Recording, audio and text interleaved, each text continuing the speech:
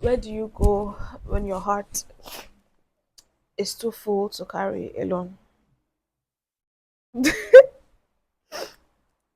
is May 9, 2025, and I think it is 2:25 a.m. I was editing a couple of videos and this question came to mind. I wanted to sleep and wait till tomorrow, but then I remembered that I will forget it. This is ridiculous. This is ridiculous. But yeah, let's answer the question. I wonder what that means for most people. In a generation that glorifies being alone, working alone, putting one's feelings above others and satisfying even the unhealthy desire of isolation, I wonder where people go when they can no longer be strong or pretend to be strong. When the weight of the world crashes against them at 3 a.m. and they feel truly alone. I think of all the 2 a.m. calls I've been privileged to receive over the past years. The 2 hour calls of breakup, the 1 hour call of being in a toxic work environment, or the 30 minutes, can you please pray for me?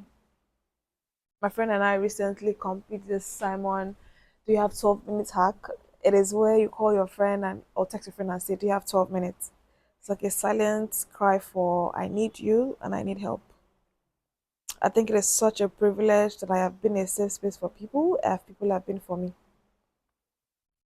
That a few individuals across the world would think of me and our memories and know that I care deeply about them.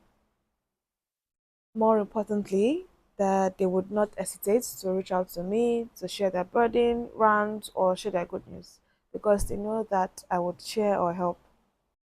It's such a gift that my ears have been a space to many stories. That is skinny shoulders, I've held more weary shoulders on it than I can count. And every day I pray for grace and the capacity to listen that it increases and I never run dry, I never run weak. Because I would hate if one day I get a call and I can't help. I think it's one of my spiritual gifts because it's such a privilege to create space, to be a space. Privilege.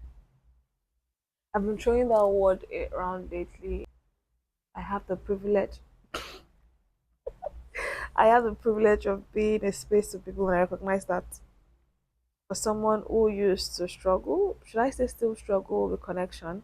I think in a way, no matter how many people we meet, we'll still struggle with connecting with people because there are many human beings and there are many ways to connect with them. I digress. What was I saying again? Yeah, connecting with people, being a Nokia ambassador. For someone who is worried about connecting with people and absorbing their feelings, I guess I've come a long way in balancing my feelings and the ones people offload on me.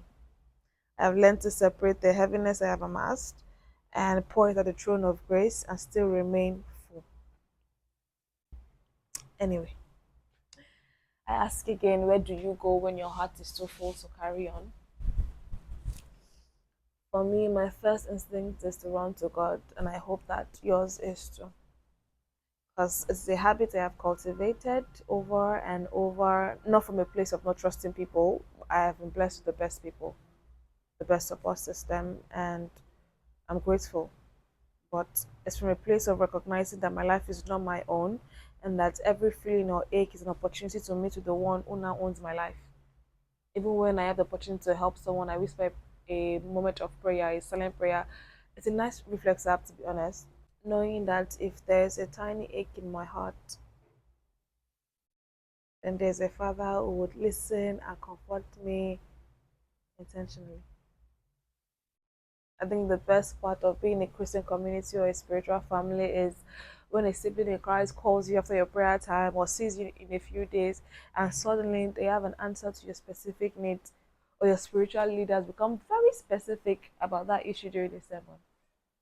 It's a silent, I see you moment between you and the divine. I guess it's why I and other siblings in Christ would always call Elroy, the God who sees me, because it truly makes you feel seen, heard, and loved. So if you ask me, Where do I go when my heart is too full to carry on? I go to God without taking. It's a trait, a nature I hope I can influence to others, pass on to my children, and my children to their children. A divine legacy of some sort. What about you? Where do you go when your heart is too full to carry on? I love you, but Delroy says you. Good morning.